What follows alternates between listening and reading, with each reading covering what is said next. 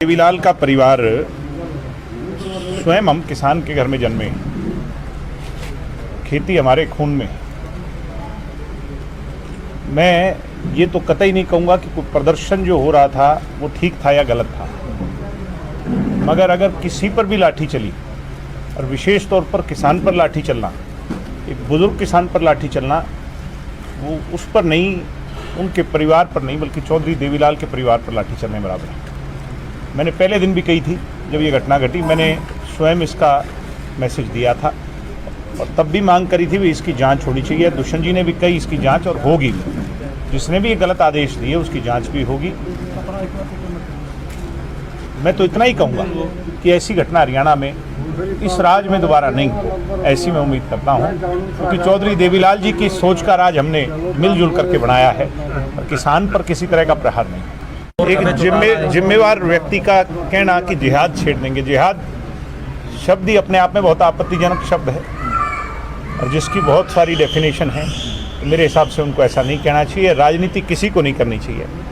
किसान का मामला है और इनकी एक ही मांग है कि एमएसपी मिले, यही मांग है ना। नहीं, किसान जो मांग कर रहे हैं वो ये कर रहे हैं भाई अध्यादेश अगर ये लागू हो तो इस पर एमएसपी मिलना चाहिए। एमएसपी मिलेगी तो किसान की सारी समस्या का निदान होगा और हम भी इस बात के पक्षधर हैं। हमने खुले तौर पे कहा है भाई एमएसपी मिलेगी।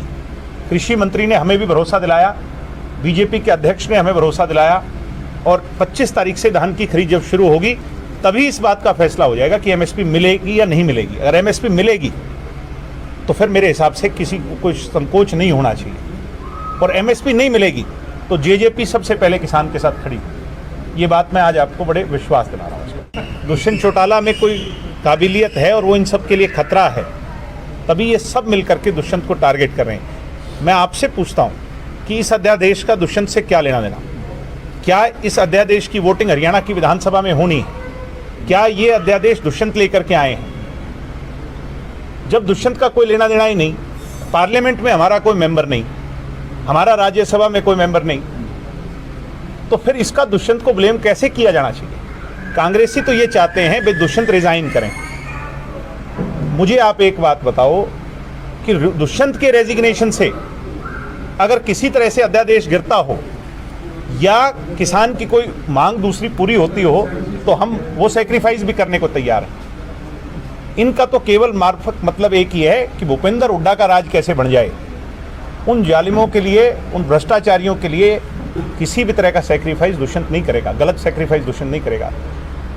चौधरी छोटूराम जी कह करके गए हैं, ए भोले किसान अपने को पहचान। आज वो अपना अगर सरकार में बैठ के आपकी लड़ाई लड़ने को तैयार है तो फिर संकोच किस बात का है? क्या आप उस एक को भी खोना चाहते हैं जिसने आपके ट्रैक्टर पे चढ़ करके किसान की लड़ाई को राष्ट्रीय स्तर पर एक पहचान दिलाई थी? अगर वो आज सरकार में बैठा है तो वो इस एमएसपी की लड़ाई को भी मजबूती से लड़ेगा। ये मैं विश्वास हरियाणा की जनता को रहा। हरियाणा के 6700 गांव और हरियाणा की 2.5 करोड़ जनता हमारा परिवार है। अगर वो हमें बैन करेगी तो उनका बैन भी हमें स्वीकार है। अगर वो हमारे कान पकड़ेगी तो वो भी हमें स्वीकार है। वो जो दंड हमें देगी वो हमें स्वीकार है, मगर कांग्रेसियों का दंड हमें सहन नहीं।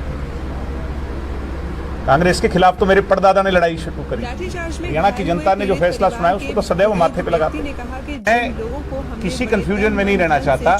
आप पत्रकार हैं, आपके कैमरों ने जो दिखाया है और आपकी जिम्मेवारी को सत्यता मान करके मैं ये मानता हूँ कि लाठीचार्ज हुआ है। अगर आप मान रहे हैं तो हमें भी मानना चाहिए, या फिर आप भी गलत बोल रहे हैं। मेरे हिसाब से जो हुआ वो नहीं होना चाहिए था, बहुत गलत हुआ। जिसने किया उसके खिलाफ जांच हो।